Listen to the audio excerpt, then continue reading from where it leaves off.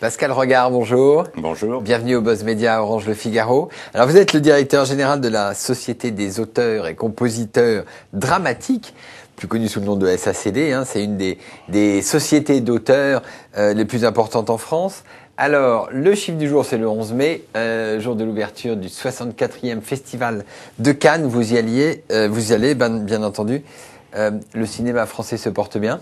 Le cinéma français s'est en tout cas très bien porté l'année dernière, aussi bien du point de vue des salles, la fréquentation, du nombre de films produits. Et moi, je suis heureux d'aller à Cannes parce que c'est non seulement la fête du cinéma, la fête de la création, mais cette année, Gilles Jacob et Thierry Frémaux l'ont placé sous le signe de la liberté d'expression, puisqu'ils ont sélectionné le film de Jafar Panahi, le film de Mohamed Rasoulov, qui sont des cinéastes, vous le savez, qui avaient été condamnés à 20 ans d'interdiction de filmer par les autorités iraniennes. Alors, on va peut-être aussi parler de Adopi, piratage, enfin la lutte contre le piratage. Nicolas Sarkozy, la semaine dernière, quand il a adoubé le Conseil national du numérique, a relancé le débat en disant pourquoi pas un Adopi 3. Vous êtes sur cette position ? Pourquoi pas un Adopi 3 si on constate qu'Adopi 2 a des progrès à faire. Mais avant de parler d'Adopi 3, il faut faire le bilan d'Adopi 2. Et alors ? Je sais que les responsables de Adopi doivent bientôt faire un premier bilan de leur action.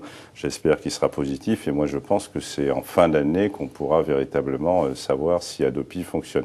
Ce qu'on sait déjà, c'est que les internautes se migrent de façon assez importante vers des sites de streaming, de téléchargement direct. Et moi, ce que je souhaiterais, c'est que les grands moteurs de recherche coupent les liens vers ces sites. C'est-à-dire, parce que les sites de streaming, c'est illégaux. C'est pas illégal. Si, non, mais on peut tout à fait écouter en ligne. Il y a des sites de streaming légaux, il y a des sites de streaming illicites. Et on les connaît, les sites de streaming illicites.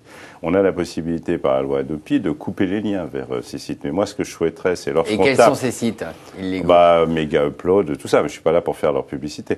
Mais je souhaiterais que lorsqu'on tape le titre d'un film, les moteurs de recherche vous orientent vers les sites licites, vers l'offre légale, et non pas vers les sites illicites. Surtout qu'il y a des sites illicites où on paye. C'est-à-dire les gens s'abonnent. Et quand vous vous abonnez, quand vous payez, vous avez naturellement l'impression que ce sont des sites conformes à la loi en vigueur. D'accord. Alors bon, il y a toujours débat autour d'Adopi. Est-ce que ça fonctionne, est-ce que ça fonctionne pas ? Vous dites c'est encore trop tôt.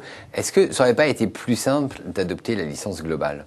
La licence globale, pour le cinéma, ça marche pas. Alors, ça marche pas. D'abord parce que c'est contraire à tous les traités internationaux que la France a signés. C'est contraire à la directive européenne.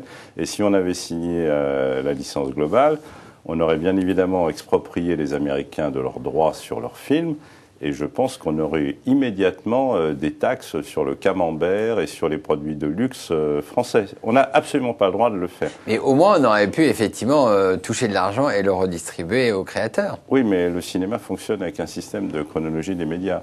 Et comment pouvez-vous imaginer que, par exemple, Canal+, qui investit énormément dans les films, TF1 pareil, puisse investir sur des scénarios alors qu'il pourrait y avoir une diffusion de ces films sur Internet avant qu'eux-mêmes les aient diffusés. C'est économiquement impossible pour le cinéma. D'accord.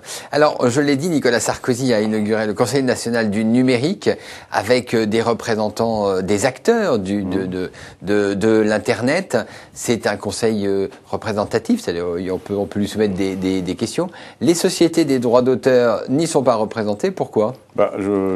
Ni le monde de la création, parce que peut-être que le monde de la création n'est pas impacté par la révolution numérique. Ni les consommateurs, alors que par contre, c'est vrai, il y a les Madame Claude, les Madame Soleil, les Madame Dezachy de l'Internet qui sont présents.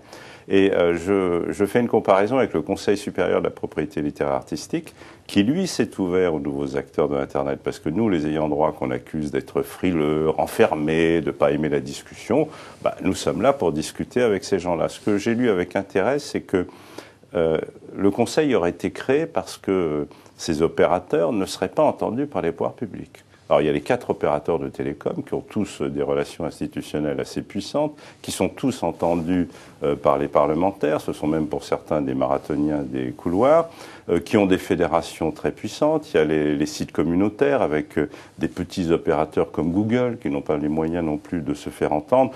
Je trouve ça absolument ridicule. Ces gens-là sont bien évidemment entendus par les pouvoirs publics. Mais on en est toujours dans cet affrontement entre les créateurs et les gens de l'Internet. Mais non, mais il n'y a pas d'affrontement. Vous êtes quand même condamné à vous entendre. Mais non, on est condamné à s'entendre et à discuter à condition qu'on nous mette dans les instances de discussion.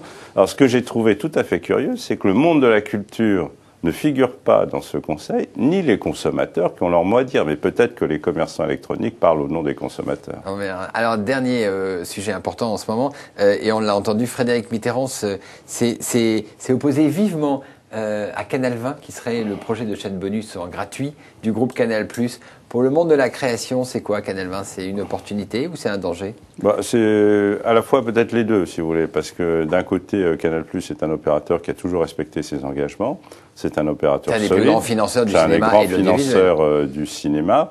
Et s'il veut prendre pied sur le marché du clair, c'est sûrement pour développer de façon plus importante la création de fiction. Et ils peuvent en plus diffuser des films qui actuellement n'ont pas accès sur le clair.